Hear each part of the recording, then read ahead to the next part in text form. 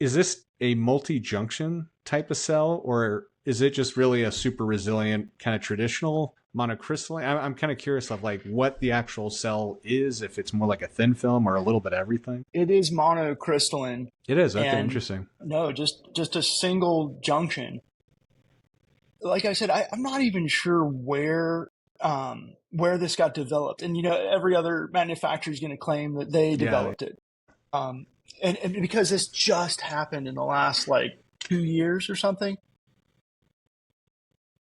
I was in China back in December, and I had to know, like my brain is just like, you have to show me this. I don't believe you, type of thing. And so I went to several manufacturers, and one that we're really happy with. I spent like 2 days with them, like just going through it over and over and trying to understand the way they're building these. But they literally have 11 layers of material, much of which is ETFE, in this like sandwich composite that they put it in their thermal laminator. Hmm. And it enables what in the base layer is this monocrystalline standard cell that's super thin. It's essentially a wafer, and it enables it to move while maintaining strength. It's not that it's like a sheet so that it just can Yeah. flap in the wind. And I know that like there's some thin film tech that is kind of hoping to do that, to be like super flexible. You can roll it up into a tiny little. Right. In this case, it has integrity, it has structure. Like It's not so much that it's flexible, it's just that it can do very well being flexed or being abused. That kind of the traditional and cells really kind of did struggle with. and the whole issue with the traditional cell, especially the flexible, is that not only will the cell just crack because it got stressed with a torsion, Yeah. it'll also get into micro cracks. So where over time the production will fall off, and this technology is not prone to micro cracking either. So that's what's so interesting and compelling here. Now, is it going to last as long as a framed solar panel? No. Like a framed panel, solar, the other cool thing about solar people don't realize is that it lasts for 30 years. I mean, I have literally worked on solar projects that are still cranking, that are like almost as old as I am, and I am ancient. And they're over 40 years old, 40-year-old solar stuff I've seen in the field and from Well, the early 1980s. well, I think that is what's so cool about the technologies. I mean, that's what most of them are warranted for. But and sure, there'll be a little bit of degradation, but to some way, it's very similar to like lithium-ion battery chemistries that it just degrades a little bit, but it keeps going. And I mean, but you're totally right. I forget like what the solar cell is, but there's one that's like I think almost 100 years old or over that in Dow Labs or something somewhere that had like one of the first Yeah. ones, and it just keeps going. Yeah, no moving parts, Yeah. so Yeah, exactly. that's the beauty of it. Moving parts will find a way out. Water will always find a way out of that pipe. Right. Where in this case, it's just electrons moving through a circuit. And so, if the And thing pretty doesn't low last 30 voltages, years, yeah. we're trying, we're definitely shooting for a decade. I believe that these are going to last longer. I don't know if anybody really knows currently with this new technology how specifically durable it is in the long haul. We do know different maintenance protocol, in terms of keeping things clean and dry and that kind of stuff. But we've got flexible solar tech out here that we've had out in the blistering sun and ice and wind and snow and dirt for a long time doing our tests, and things are still putting out. And this is a unique one in that you're going to have kind of a relationship with it. You're going to be packing it up at night oftentimes. I mean, there might be times where you leave it out and you park it at the airport and you want your car to charge over the course of a week or two. And you can do that. And what's also cool is that if you want to do that and you're afraid of some kind of a blow up windstorm or some big thunder shower, you can strap it down to your wheel well. Yeah, As I well. was going to ask you if it's got like any magnets or anything in it, or if it's purely just more or less gravity kind of holding it down, and then you just attach to it if you want to really make it more secure. Yeah, just physical attachments, Cool. like basically little webbing. We looked at a wide variety of attachments as well, and grommets and magnets. Too many vehicles are aluminum. Certainly, Yeah. I think all Teslas are. And then a lot of the bumpers are plastic. Plastic and all that stuff, right? We're just looking to kind of land it via Keep it simple. strapping. Most of the times you're attaching to the wheel well. Yeah. No, that makes a lot of sense. I realize we're kind of coming up on time, but I guess I am curious, just given your background, and I really do appreciate talking with all this, and especially this EV charger. I'm very excited for it. When I was really full time in the solar space about a decade ago, like it wasn't anything new, but it seemed like a lot of the breakthroughs were becoming more and more multifunction kind of cells.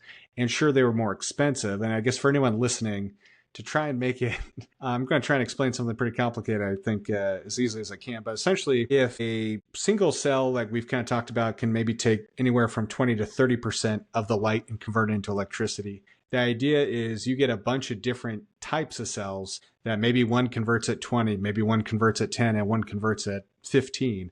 And then all together, you add those up and you get a higher efficiency or higher conversion, closer to like 40 or 50%. And camera might have died. So if you don't see me anymore, I can at least talk. But that's roughly the idea. And I always thought there's manufacturing issues with that. And it seems like they've consistently been able to kind of improve upon that.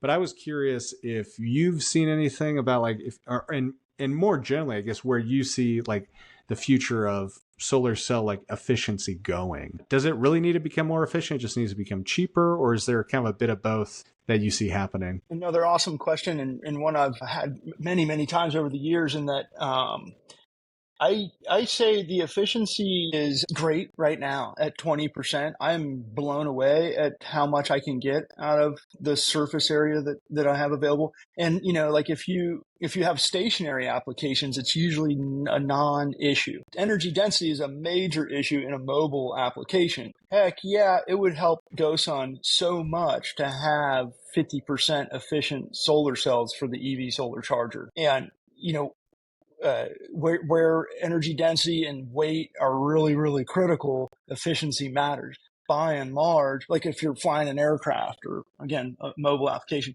but by and large, there's so much surface area on our planet that even if solar cells are, they just stop becoming more efficient, it's only going to take up like 1, maybe 2% of the available land mass on the planet to become a solar powered civilization. And again, I think that's another one of those like, wow, this is really possible. This is really viable. And then to put things into other contexts, like photovoltaic is around 20% efficient by and large right now. Photosynthesis, right? So a plant's ability to take sunlight and turn it into a sugar is usually far below 1% efficient, but yet, we don't get upset with plants, and we don't also say you got to grow faster. You're not fruiting yet. The available land mass is so much higher and more. The amount of solar hitting our planet is so epic that even if solar cells were 1% efficient, we'd be doing fine. It would just be more of a matter of distribution and getting that connected to the grid, to population centers, to where the energy is being utilized at a manufacturing facility or what have you. So that's kind of my, I know it's going to change and increase. The efficiency is going to increase. And certainly like on the GoSun solar ovens, our efficiency can be over 70%. But we're making heat instead of electricity, right? So it's much, much lower value power. But and there's like these solar, I really like solar PV and thermal, where you're making hot water as well as electricity, because you're making the electric panel is more efficient because you're stripping heat away from it. And then you're putting hot water in your tank for domestic showering and laundry and such. That's a really cool application that hasn't done super well because of the complexity of the two techs. And those are probably 40, 50% efficient, depending on how you're calculating it. And I'm just one to not hold my breath and wait for something, they're not efficient enough. Well, they're cheap as chips. Like, get over it. I'm going to wait till we figure out cold fusion. I can have a little cold fusion reactor in my backyard. Like, well, good luck. I'm going to wait till they figure out hydrogen. Like, I've heard all of this, and it's like, fine. Meanwhile, you and I are driving on sunshine, powering our households on the sun, not paying utility bills. And yeah, we made an investment. We had to be smart. We had to figure out the right apparatus, engineering, manufacturing, you name it. and get permitted and all of that business. But, we did it today versus, waiting. It's like when was the best time to when's the best time to plant a tree? 10 years ago. When's the next best time to plant a tree? Today. If you can Well, do it, like, yeah, I mean,